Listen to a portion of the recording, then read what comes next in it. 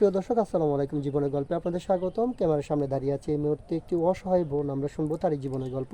আসসালামু আলাইকুম আপু, কেমন আছেন আপনি? ওয়ালাইকুম সালাম। আসসালামু আলাইকুম। ওয়ালাইকুম সালাম।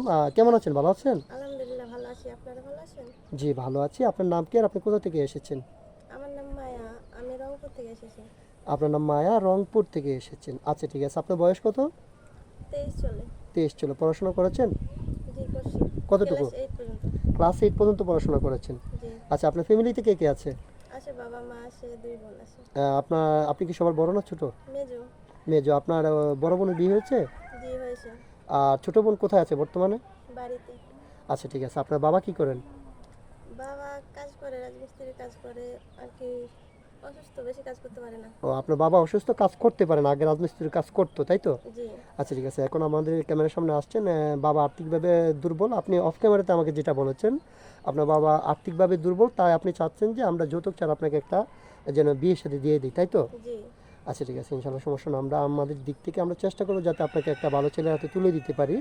আচ্ছা ঠিক আছে, আমরা তো এই ভিডিও পাবলিক করব, হ্যাঁ? দেশ থেকে প্রবাস থেকে হাজার হাজার ভাই কিন্তু আমাদেরকে নক করবে যে আপনাকে বিয়ের সাথে করার জন্য। তো যিনি আপনাকে বিয়ে করবেন ওনার বয়সটা কেমন হতে হবে? বয়স কোনো ব্যাপার না, বয়স যেমনই হোক, সে ভালো মনে হলে হবে। ভালো মনে হলে হবে, হ্যাঁ? বয়স কোনো বিষয় না।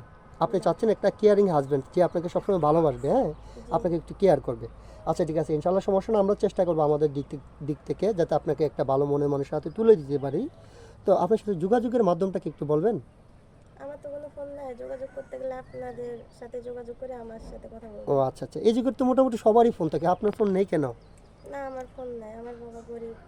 ও, আপনার বাবা গরিব, এখন বর্তমানে কাজ করতে পারেন অসুস্থতার জন্য। জি। আচ্ছা ঠিক আছে। সুপ্রিয় দর্শক, এই মুহূর্তে দেখতে পাচ্ছেন ডিসপ্লেতে একটি নাম্বার। এই নাম্বারটা হচ্ছে আমাদের ইউটিউব চ্যানেল কর্তৃপক্ষের নাম্বার। যদি কোনো ভাই এই মেয়েটির দায়িত্ব নিতে চান তাহলে ওনার একটা ছবি স্ক্রিনশট মেরে পাঠিয়ে দিয়ে আমাদেরকে ভয়েস করবেন। আমাদের প্রতিনিধিরা আপনাদের সাথে যোগাযোগ করবে। কেউ কিন্তু অযথা অডিও কল ভিডিও কল দিয়ে আমাদেরকে বিরক্ত করবেন না ভাই, তাহলে কিন্তু আমরা ব্লক মারতে বাধ্য হব।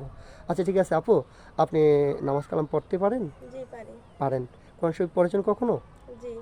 আচ্ছা, আপনার স্বামীকে বিয়ে শাদী হওয়ার পরে, হ্যাঁ, আপনার স্বামীকে কোথায় ঘুরতে যাওয়ার ইচ্ছা আছে স্বামীর সাথে?